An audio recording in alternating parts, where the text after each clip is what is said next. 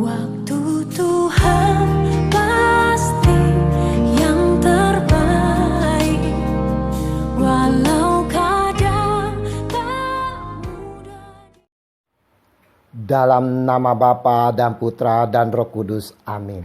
Shalom Aleihim. Berjumpa lagi dengan saya pada perenungan hari ini, tanggal 28 Februari 2021. Kita memasuki hari Minggu Prapaskah kedua.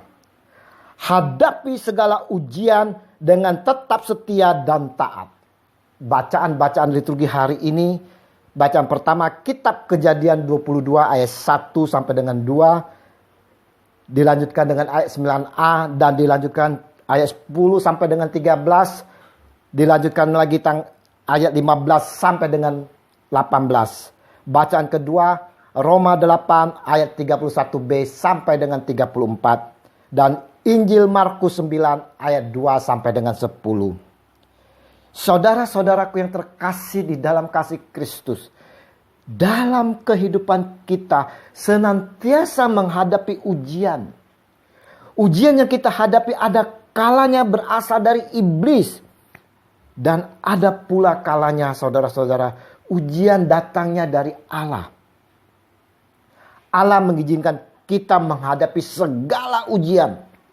Itu semua untuk meningkatkan level keimanan kita, saudara-saudara. Bacaan pertama. Hari ini kita lihat bagaimana Abraham diuji oleh Allah. Firman-Nya, ambillah anakmu yang tunggal itu, yang engkau kasihi, yakni Ishak. Pergilah ke tanah Moria dan persembahkanlah dia di sana sebagai korban bakaran pada salah satu gunung yang akan kukatakan kepadamu. Kejadian 22 ayat 2. Apakah Abraham tetap setia dan mengikuti firman Allah? Sebagai manusia, kalau ini dihadapkan pada diri kita, saudara-saudara, mungkin kita akan kaget dan merasa aneh.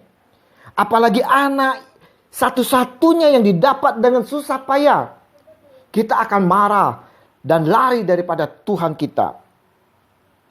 Ada suatu pelayanan saya, satu pasang dikaruniai satu-satunya putra dari hasil perkawinan mereka di dalam usia perkawinan 6 tahun. Jadi cukup lama dia menunggu buah perkawinan mereka. Ternyata saudara-saudara, putranya ini di dalam usia 9 tahun menderita penyakit leukemia. Pasangan ini sangat sedih sekali melihat satu-satu putranya semata wayangnya sakit dan tinggal tunggu waktu. Sang ibu sungguh sedih dan perih hatinya. Dia marah kepada Tuhan. Apalagi dokter memvonis tak lama lagi hidupnya. Ibu dan bapak mulai menjauh dari gereja, menjauh dari Tuhan Yesus. Dia marah. Tetapi bagaimana kita lihat dengan Abraham, saudara? Abraham dengan setia mengikuti apa yang dikatakan Allah. Dipastikan Abraham bersungut-sungut juga. Tapi itu tak lama, saudara. Dia segera bangun pagi-pagi dan mempersiapkan segalanya. Kesetiaan akan iman Abraham sungguh teruji. Dan Allah memberkatinya. Allah sendiri demi kita orang berdosa, saudara-saudara. Ia tidak menyayangkan anaknya sendiri, tetapi yang menyerahkannya bagi kita semua. Bagaimanakah mungkin ia tidak mengaruniakan segala sesuatu kepada kita bersama-sama dengan dia? Roma 8 ayat 32. Kristus Yesus Tuhan kita yang telah mati. Bahkan lebih lagi yang telah bangkit, yang juga duduk di sebelah kanan Allah, yang malah menjadi pembela bagi kita. Roma 8 ayat 34. Yesus Kristus setia dan taat sampai mati di atas kayu salib demi saya dan saudara-saudara. Kalau demikian, Apa yang dapat kita pertahankan di dunia ini, saudara? Tentang penderitaan yang akan dialami Yesus disampaikan secara khusus oleh Elia dan Musa di atas Gunung Tabor. Dan oleh kesetiaan dan ketaatan Yesus sebagai manusia untuk menjalani misi Allah, maka Yesus dipermuliakan di atas gunung. Maka datanglah awan menaungi mereka, dan dari dalam awan itu terdengar suara, "Inilah anak yang kukasihi, dan dengarkanlah dia."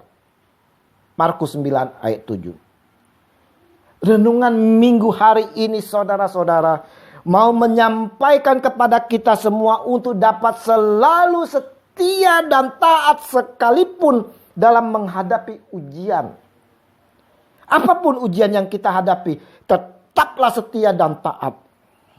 Sekalipun kita menghadapi lawan kita, jika Allah di pihak kita, siapa yang akan melawan kita? Roma 8 ayat 31. Jika ujian datangnya dari Allah, saudara-saudara, Allah sendiri yang akan menyelesaikannya dan memberkati kita. Kalau kita tetap setia dan taat. Kemuliaan kepada Bapa dan Putra dan Roh Kudus, seperti pada permulaan, sekarang, selalu, dan sepanjang segala abad. Amin. Dalam nama Bapa dan Putra dan Roh Kudus. Amin. Selamat berhari Minggu.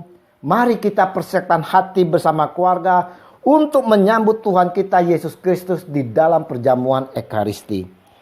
Terimalah perutusan karena kita diutus. Haleluya. Shalom.